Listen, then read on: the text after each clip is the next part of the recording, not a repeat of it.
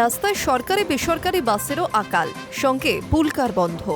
ফলে শুক্রবার সকালে স্কুলে পৌঁছাতে কালঘাম ছুটল পড়ুয়াদের। বেশিরভাগ ছাত্রছাত্রীরই হয়ে গেল লেট।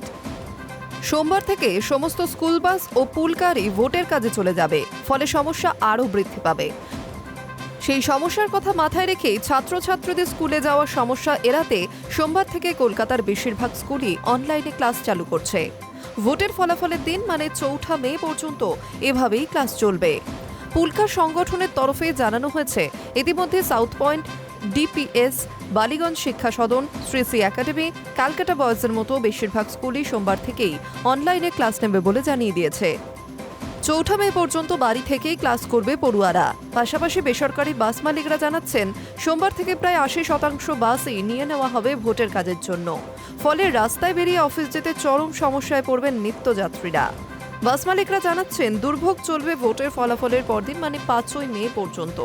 6 থেকে 7 তারিখ থেকে পরিস্থিতি স্বাভাবিক হবে।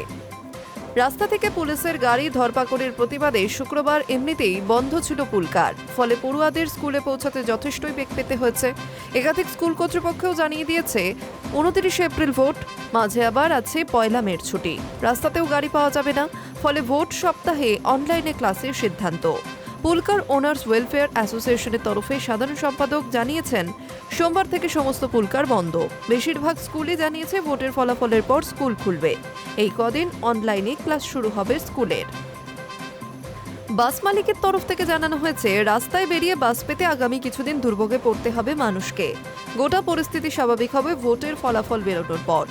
এদিকে সোমবার থেকে বাস নিলেও কথা মতো বাস ভাড়া এবং চালক খালাসের খোরাকি বাবদ অগ্রিম টাকা নির্বাচন কমিশন বাস মালিকদের এখনো দেয়নি বলে অভিযোগ উঠেছে।